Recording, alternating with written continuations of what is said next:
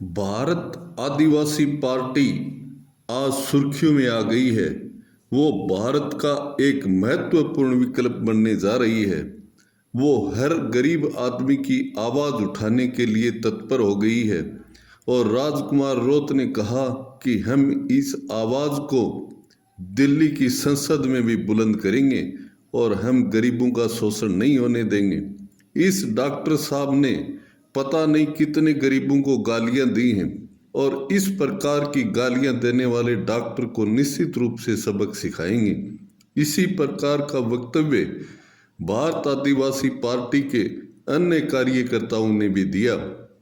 अन्य कार्यकर्ताओं ने एकजुट होकर के कहा कि हम अब पीछे हटने वाले नहीं हैं और किसी भी गरीब आदमी का शोषण नहीं होने देंगे, चाहे वो किसी भी समाज का हो।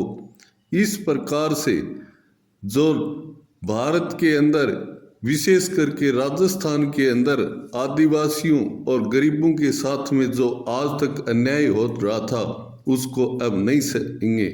अब वो समय आ गया है जब भारत देश के लिए आज़ाद कराने के लिए कितनी कुर्बानियां हुई थी, उसी प्रकार से हम अन्याय के विरुद्ध कुर्बानियां देने के लिए तैयार हैं। इस प्रकार का वक्तव्य डूंगरपुर, बांसवाड़ा और सेलाना के अंदर हो रहे रैलियों के अंदर अपने उद्बोधन के अंदर भारत आदिवासी पार्टी के कार्यकर्ताओं ने दिया और राजकुमार रौत ने कहा कि कमलेश्वर डोडियार को गिरफ्तार करना अब मनमोहन सरकार को बड़ा भारी पड़ेगा, क्योंकि किसी भी व्यक्ति के साथ में अन्याय जब किया जाता है तो एक आग है वो चिंगारी बन करके उठती है, वो सारे देश में फैल जाएगी और हकीकत है वो सबके सामने आ जाएंगी।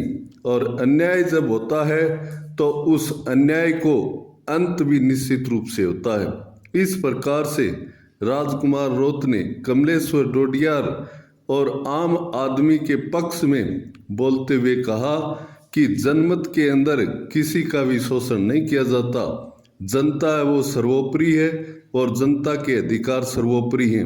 अब हमें अधिकारों के बारे में बताने की जरूरत नहीं है, क्योंकि संविधान के अंदर सब कुछ लिखा हुआ है कि गरीब और शोषित के साथ में अन्याय नहीं किया जा सकता और सभी को समानता की दृष्टि से देखा जाना चाहिए।